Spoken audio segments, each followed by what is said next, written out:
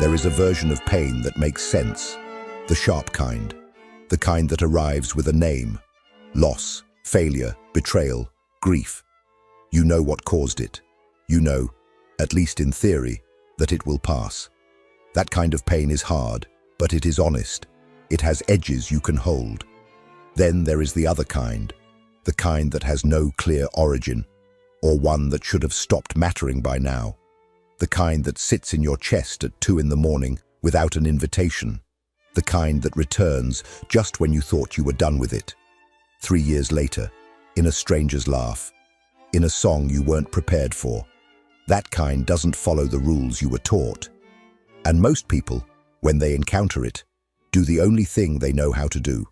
They fight it, they analyze it, reframe it, outpace it with productivity, numb it with noise, or bargain with it in the vocabulary of personal growth.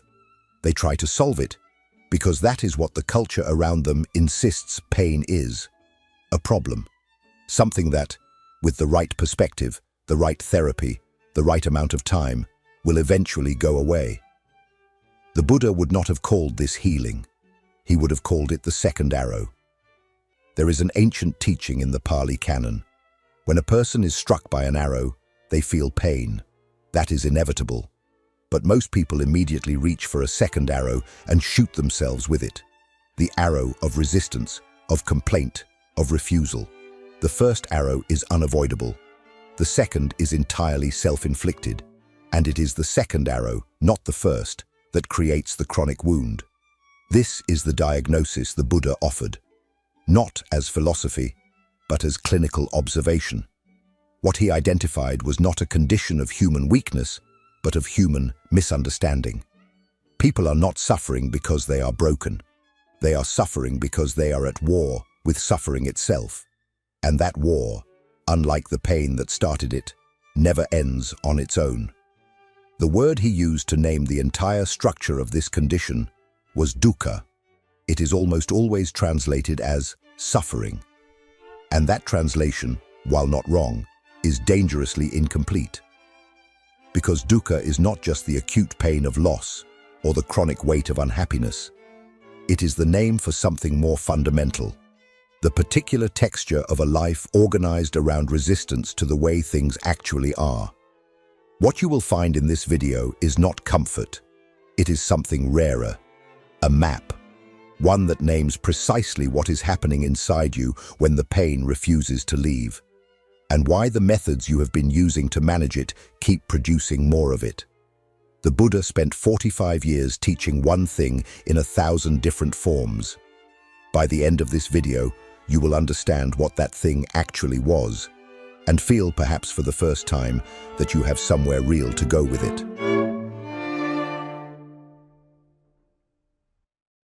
Most people think they understand suffering. They don't.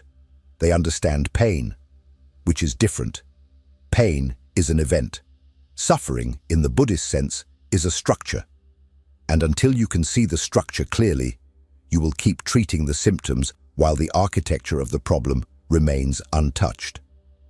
The Buddha identified 3 distinct layers of dukkha, each operating at a different depth. Most people only recognize the first. The other 2 are running their lives. The first layer is dukkha, the suffering that needs no explanation. Physical pain, grief, the devastation of a relationship ending, a diagnosis arriving, a door closing that will not open again. This is the suffering everyone acknowledges as suffering. It is real, it is heavy, and it is, in most cases, temporary, provided you do not compound it with the other 2. The second layer is viparinama dukkha, the suffering of impermanence. This one is subtler and far more pervasive. It is not the pain of loss itself. It is the pain of holding on, the suffering that emerges when you grip something that is, by its very nature, already leaving. A relationship in a phase it cannot sustain. A version of yourself you have already outgrown. A feeling of safety that was never permanent to begin with. You know the sensation. Something good is happening, and somewhere underneath the goodness, a quiet dread begins to form. Not because anything is wrong, because everything is right, and right things end. That dread is viparinama dukkha. It is the suffering built into the act of clinging itself. The third layer is the one almost no one talks about, and the one that matters most, sankhara dukkha, the suffering inherent to conditioned existence itself. This is the low, persistent hum of dissatisfaction that persists even when nothing is wrong. The feeling that something is missing even in the middle of a life that, by every external measure, should be enough. No achievement fills it. No relationship resolves it. No version of arrival makes it quiet for long. If you have ever asked yourself, in a moment of genuine honesty, why nothing seems to hold its weight for very long, this is the layer you were touching without knowing its name. In the Dhammapada, the Buddha writes that the undisciplined mind roams freely, chasing what it desires, pulling away from what it fears, never landing anywhere for long. That image, the mind as something perpetually in motion, perpetually unsatisfied, is not a metaphor for weakness. It is a description of the conditioned mind operating exactly as conditioned minds do. The craving is not a flaw in your character. It is a structural feature of consciousness that has never been examined. Here is what the map gives you that sympathy cannot: precision. When you know which layer of dukkha you are in, you stop fighting the wrong thing. The person stuck in viparinama dukkha does not need to process grief harder. They need to see that they are not suffering from loss, but from resistance to the inevitability of loss. That distinction is not semantic. It is the difference between a wound that heals and one that festers. But seeing the structure of suffering is only the beginning. Because behind every layer of dukkha, there is a single mechanism driving it. One the Buddha named with surgical precision. And once you see it, you will not be able to unsee it in yourself. That mechanism is what the next part is about. If this content is making sense to you, click the subscribe button and subscribe to the channel. Thank you for your support.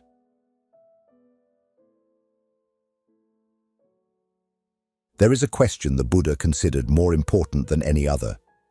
Not what are you suffering from, but what is keeping the suffering alive. The pain itself is rarely the problem. The problem is the engine underneath it, the one that runs without your permission, converting every difficult experience into something that lasts far longer than it should. That engine has a name: tanha, usually translated as craving or desire, but the translation flattens it. Tanha is not simply wanting things. It is the compulsive, reflexive demand that reality be other than it is. It is the internal negotiation that never concludes. The part of you that keeps returning to a fact it cannot accept and arguing with it, as if argument were a form of revision. You know this movement. Someone leaves, and you replay the ending, looking for the moment you could have changed it. Something fails, and your mind constructs parallel versions of events where it didn't. A feeling arrives that you don't want, and instead of experiencing it, you immediately begin working to make it stop, analyzing it, justifying it, contextualizing it into something more manageable. All of that is tanha, not desire for something better, resistance to something real. In the Buddha's words, Bhikkhu Bodhi draws directly from the Pali suttas to show that the Buddha identified craving as the origin of suffering with the same precision a physician identifies the origin of a disease. The second noble truth does not say that suffering comes from bad circumstances or from personal failure or from the wrong kind of life. It says that suffering arises from craving, from tanha, the thirst for things to be different from what they are. And what makes this teaching radical is its implication. The circumstances are not what need to change. The relationship to the circumstances is. This is not resignation. It is a precise distinction that most people never make. There is a version of pain that moves, that arrives, is felt fully, and passes through. And there is a version that becomes chronic, that calcifies into identity, that begins to feel like the self rather than something the self is experiencing. The difference between them is almost never the intensity of the original wound. It is the degree of tanha applied to it, the degree of refusal. Watch yourself the next time something painful surfaces, not to analyze it, to observe the first movement that follows the feeling. Before the sadness has finished arriving, something in you is already reaching for a way out of it, already bargaining, already constructing the story that will make it make sense, or make it smaller, or make it someone's fault, or make it temporary. That reaching, not the feeling itself, is where the suffering compounds.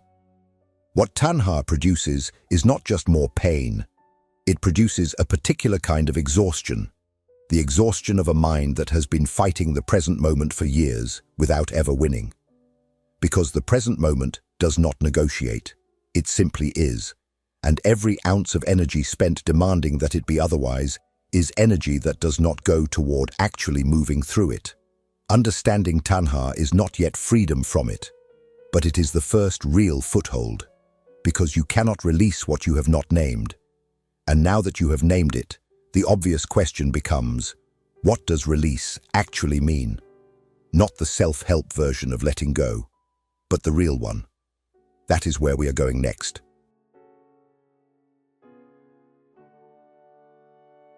Letting go is the most misused instruction in the English language. It has been repeated so many times, in so many wellness contexts, that it has become a kind of verbal sedative, something people say to each other in place of actually helping. And because it sounds wise, because it gestures towards something real, it has survived. But surviving is not the same as meaning anything. And for most people, let go lands as either an impossible demand or a quiet accusation that they are holding on wrong. So before this video can give you what it promises, it needs to take something away. 3 things, specifically. 3 versions of letting go that are not what the Buddha meant, and that will quietly sabotage you if you carry them forward. The first false version is letting go as indifference, the idea that to release something is to stop caring about it, to achieve a kind of emotional distance that renders it inert. This is not equanimity. It is dissociation dressed in spiritual language. The Buddha was not teaching people to become numb. He was teaching them to feel fully without being destroyed by what they feel. Those are not the same thing. Indifference is another form of resistance. It is tanha wearing a calm face, still refusing the reality of the experience, only now through suppression rather than struggle. The second false version is letting go as forgetting. The belief that release means the memory loses its charge, that the story fades, that one day you will think about it and feel nothing. This rarely happens, and waiting for it keeps people frozen in a relationship with the past that is really just a prolonged argument with it. The Buddha never suggested that the path to freedom ran through erasure. He suggested it ran through clear seeing. You do not need to forget what happened. You need to stop requiring it to have happened differently. The third false version is the most seductive, letting go as resolution. The idea that there is a moment, a conversation, a realization, a catharsis, after which the thing is finished, after which you are done with it. This is the version the culture sells most aggressively because resolution is a product. It can be purchased, scheduled, workshopped. But the Buddha's understanding of the mind does not include a moment of permanent completion. It includes a practice of continuous return. The absence of resolution is not a sign that something went wrong. It is the nature of conditioned experience. What the Buddha actually meant by release is structural. It is not an event that happens to you. It is a capacity you develop. The capacity to allow an experience to be exactly what it is, without adding the layer of war against it, not welcoming pain, not celebrating loss, but also not spending the entire experience fighting the fact that it is happening. There is a version of grief that moves. There is a version of grief that becomes a permanent residence. The difference is not how much you loved. It is how much you are demanding the loss be undone. In the Dhammapada, the Buddha offers an image that cuts through every false version at once. The mind that has been trained, he writes, is like an elephant brought under the guidance of its keeper, not broken, not emptied, but directed. The untrained mind is not evil. It is ungoverned. It goes where craving pulls it, avoids what aversion pushes away, and calls that movement freedom. Real letting go is not the absence of the elephant. It is the presence of the keeper. This is the turning point. Once you understand what release actually is, the next question is not philosophical. It is practical. How do you actually build that capacity? The Buddha did not leave that question unanswered. He left a specific path, and it is far more concrete than anything you have been told about it. If what you're hearing resonates with you, you'll find real value in my ebooks. Beyond the Shadow breaks down Jung's core ideas, while Dialogues with the Unconscious gives you a 30-day path to apply them in your life. Both are linked in the pinned comment.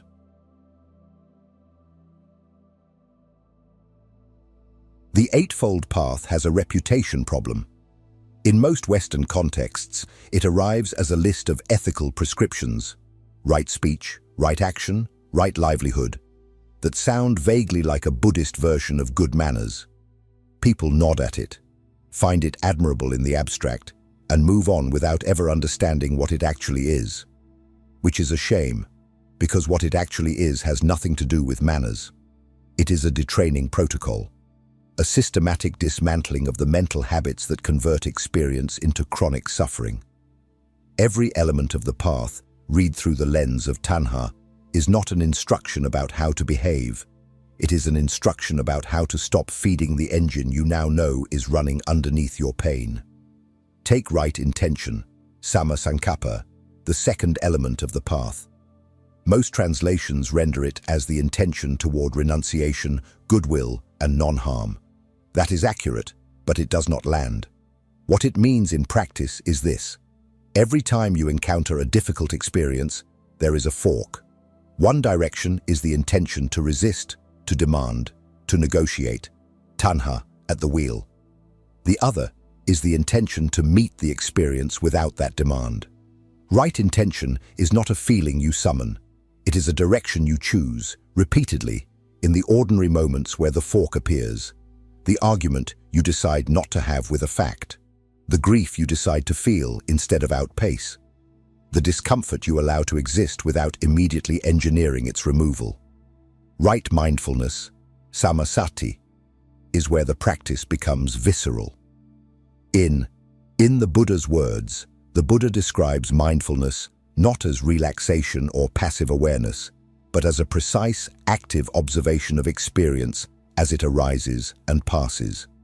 He instructs his monks to observe the body as body, feelings as feelings, mind states as mind states, without adding the layer of commentary that converts observation into judgment and judgment into resistance. This is the practice beneath the practice. Before you can release tanha, you have to catch it in the act, and you can only catch it if you are watching closely enough to see the exact moment the reaching begins, the millisecond between the feeling arriving and the mind deciding it should not be there. That gap is where the work lives. Right effort, samavayama, completes the triad, and this is where the Buddha is most frequently misunderstood. Right effort is not maximum effort. It is not the aggressive, white-knuckled determination to overcome the self by force of will. The Buddha was explicit about this. A lute string tuned too tight will snap. The same applies to the mind pursuing liberation through strain. Right effort is the effort to notice, to return, to release, without violence toward yourself for having drifted. The practice is not the absence of distraction. It is the quality of the return. What this means practically is more specific than it sounds. It means that the next time you notice yourself rehearsing a conversation that already happened, constructing a future that may never arrive, or arguing internally with something that cannot be changed, You do not condemn yourself for being there. You notice, you name it, even silently. This is tanha. And you return, once, to what is actually present, not forever, not permanently, just once. That single movement, noticing, naming, returning, performed without self-punishment, is the eightfold path made concrete. It is what the detraining actually looks like on an ordinary Tuesday. The path does not promise that the mind will stop wandering. It promises that the quality of your relationship to the wandering will change. And as that relationship changes, something else shifts underneath it. Something about the nature of impermanence itself begins to look different. Not easier, different. That shift is what the next part is about.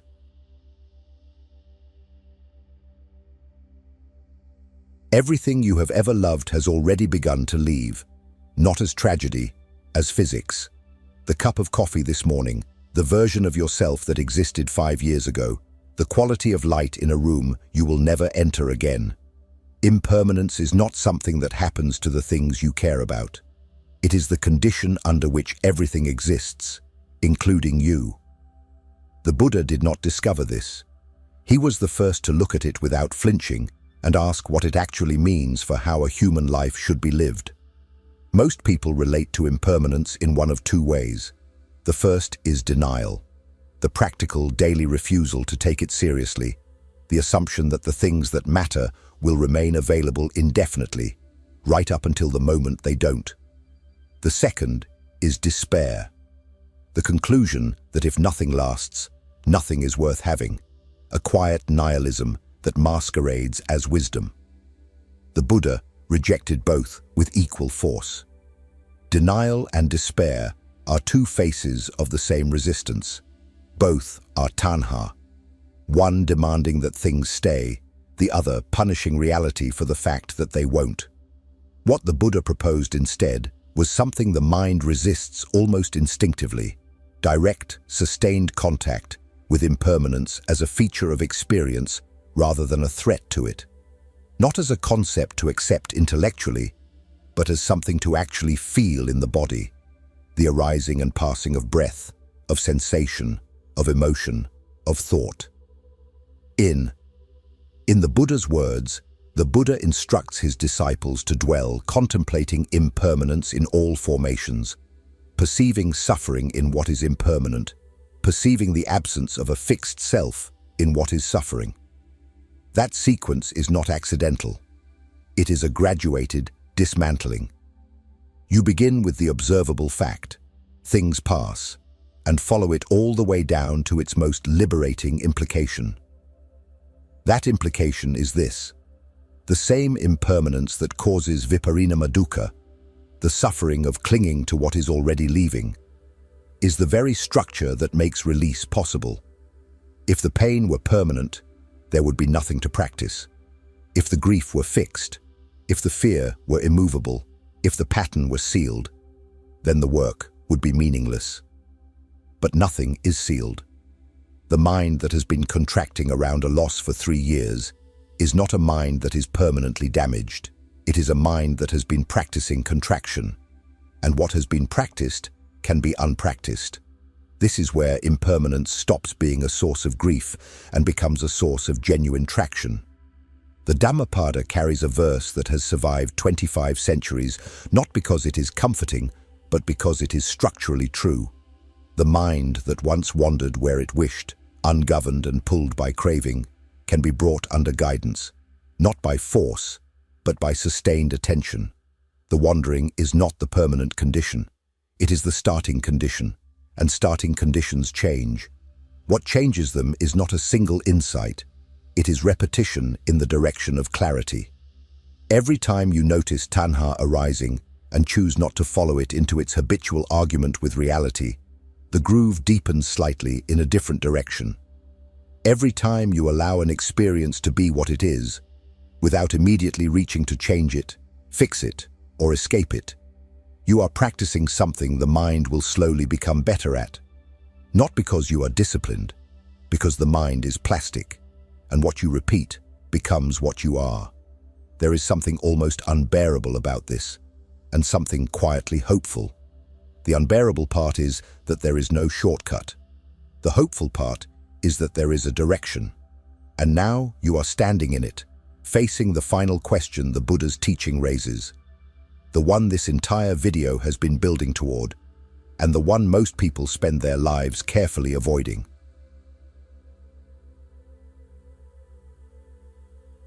Here is the hardest truth this video has been moving toward. You will not let go once. You will not arrive at a moment of release that holds. There is no session, no realization, no morning where you wake up and find that the work is complete and the weight is gone. That is not a failure of method. It is the nature of the mind you are working with. A mind that has spent years, possibly decades, practicing resistance. And a mind that practiced resistance for that long does not unlearn it in an afternoon. This is what the Buddha actually meant when he taught the path as a path. Not a destination, not a threshold you cross and leave behind, but a direction you inhabit continuously. Release is not the moment the grip loosens. It is the practice of noticing the grip again and again, and choosing, each time, freshly, without the credit of yesterday's choice, to loosen it. It happens in the ordinary texture of a day, in the conversation where you feel misunderstood and notice the familiar contraction beginning, in the memory that surfaces without invitation and finds you this time able to let it pass without following it into its old argument, in the moment of loss where something in you reaches instinctively for the second arrow and you see the reach before it lands. That seeing, that fraction of space between the stimulus and the reflex, is what the entire teaching is pointed at. Not transcendence, not peace as an absence of turbulence, peace as the capacity to remain present inside turbulence without being recruited by it. The Buddha did not promise a life without arrows. He pointed, precisely and without sentimentality, to the hand that reaches for the second one. What this requires of you is not discipline in the way the word is usually meant. It is not the rigidity of someone white-knuckling their way through difficulty. It is something closer to honesty. The ongoing willingness to see clearly what is actually happening inside you, without immediately moving to manage it. To feel the tanha arising without becoming it. To notice the resistance without adding resistance to the resistance. This sounds simple. It is not easy. But easy and possible are different things, and the distinction matters. In the Dhammapada, the Buddha writes that just as heavy rain cannot penetrate a well-thatched roof, passion cannot enter a mind that has been well cultivated. The image is not of a mind emptied of feeling. It is of a mind made coherent, one whose attention has been gathered and directed with enough consistency that craving no longer finds the usual gaps to flood through. That coherence is built slowly. It is built in the moments no one sees, in the private decision to return rather than spiral, to feel rather than flee, to release rather than grip. The practice asks one thing of you, starting today. Not meditation, not renunciation, not a restructured life.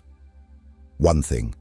The next time you notice yourself at war with something that cannot be changed, a fact, a loss, a feeling, a version of the past, pause before reaching for the second arrow. You do not have to drop it immediately. You do not have to feel peaceful about what you are holding. You only have to see it, to recognize the weight of it, the specific texture of the resistance, and to ask, with genuine curiosity, not judgment, what would actually happen if you stopped arguing with this? That question, held honestly, is the beginning of what the Buddha spent a lifetime teaching. Not the end of suffering, the end of the war against it. And when the war ends, not all at once, but in the small surrenders that accumulate into a different way of being. The pain that remains is the kind that moves, the kind with edges you can hold, the kind that, in time, lets go of you. If something in this video opened a door that you are not ready to close, the next video appearing on your screen will take you further in. Click and keep going.